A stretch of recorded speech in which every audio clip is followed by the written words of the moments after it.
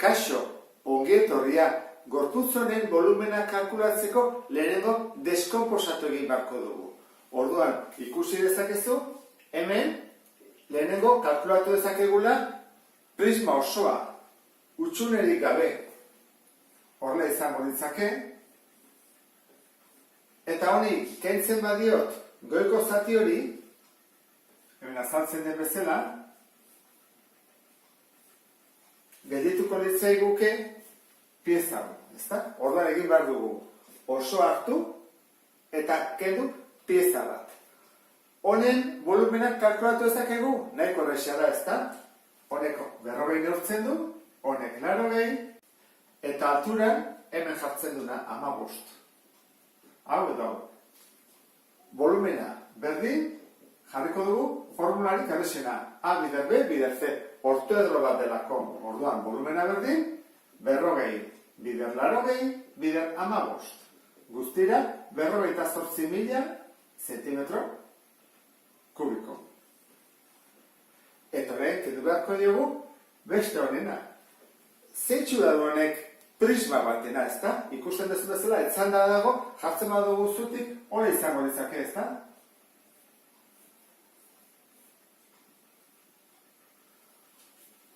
Beharko dugu bere oinaren azalera eta geregin bider altura. Oinarriaren azalerak zeitxura du trapezio batena.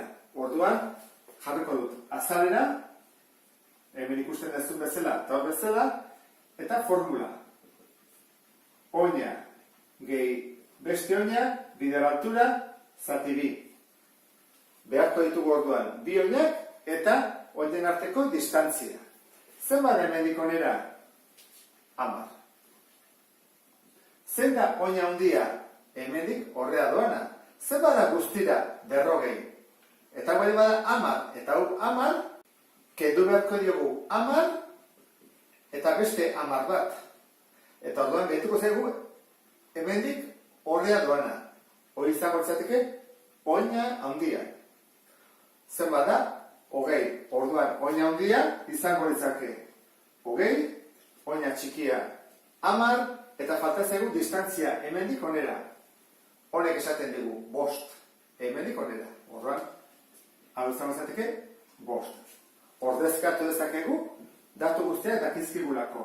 Azalera, oinarena berdin. B, gehi, beste B, gehi 10, bider altura 5, zati bi, hori atatzen da, 75 zentimetro karratu. Oia jakinda, horren atezakegu volumena. Zeitzu da du prismarena, orduan da, oinaren azalera, bider gorputzaren altuera. Zein da azalera? 75. Eta zein da altuera? Hemenik honea dagona, 80. Volumena berdin, 6.000 zentimetro kubiko. Badaki orduan, honen volumena eta beste horrena. Zer egin beharko dugu jakiteko beste horrena, hasierako piezarena, kenketa. Orduan, volumen osoa izango da 48.000 ken 6.000. Eta hori, ateratzen da 42.000 zentimetro kubiko. Edo beste bat esan da, dezimetro kubikotan, 3 mugitu bat dugu koma ez da, 1, 2, 3. Orduan izango zateke, 42 dezimetro kubiko,